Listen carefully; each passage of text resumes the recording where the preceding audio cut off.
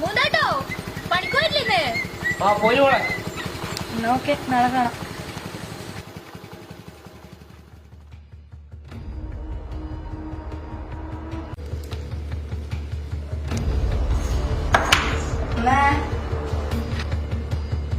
മേശിട്ട് നിൽക്കാൻ കഴിയില്ല. തിന്നാൻ മാറ്റിയിരുന്ന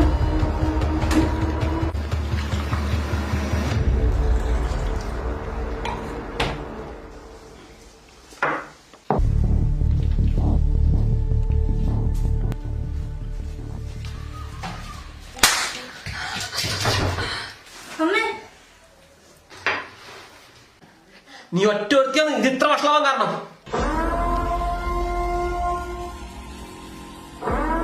അച്ഛനെന്തിനാ അമ്മേനെ അടിച്ചു? മോളൊന്ന് അങ്ങോട്ട് മാറി നിൽക്ക്.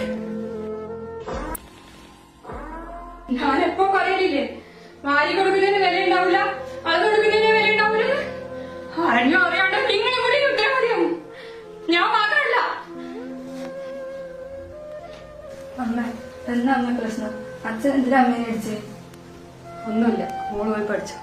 അല്ല, എന്തോ ഉണ്ടായി, എന്നോട് പറ.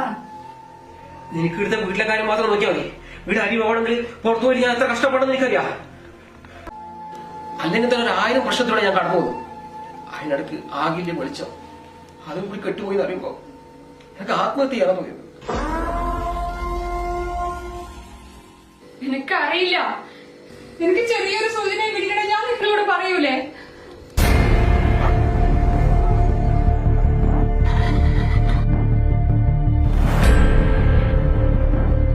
നീക്കെന്ത് തേങ്ങ അറിയില്ലേ? അച്ഛ അച്ഛ അമ്മേനെ അടിക്കല്ല അച്ഛ. അച്ഛ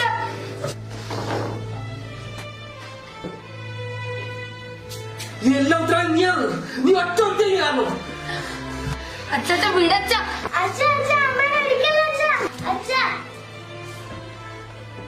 അമ്മയല്ല അച്ഛ. നിന്നെ പോലത്തെ ഓരോരുത്തരും തകരാറുകൊണ്ടാണ് ഈ സംഭവം നടക്കുന്നത്. നീ ആ വീട്ടിൽ നിൽക്കുന്നു, ഞാനല്ല. ഈ കുഞ്ഞിന്റെ ശ്രദ്ധ പോലും നിനക്കില്ലാതെ പോയല്ല.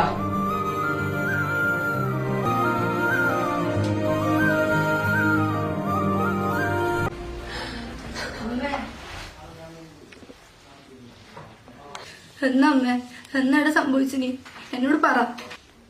ഒന്നുമില്ല മോളെ, എല്ലാ അച്ഛനമ്മമാർക്കും മക്കളെ പറ്റി ഒരു പ്രതീക്ഷ ഉണ്ടാവും. അതില്ലാണ്ടായിന്ന് കാണുമ്പോ അച്ഛനൊന്ന് പതറിപ്പോയി, അത്രയേ ഉള്ളൂ.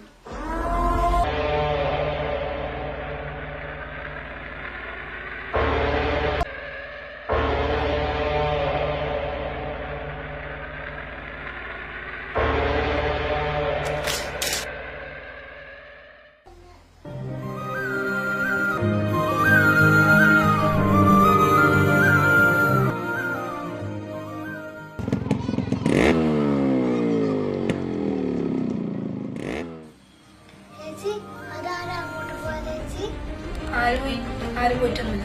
നീ ഇനി ഇത് അമ്മേനോടൊന്നും പറയാൻ നിൽക്കണ്ട. ചേച്ചി ഡെയിലി ചോക്ലേറ്റ് വാങ്ങിച്ചിരുന്നില്ലേ? ചേച്ചി ഞാൻ പറയൂല ചേച്ചി.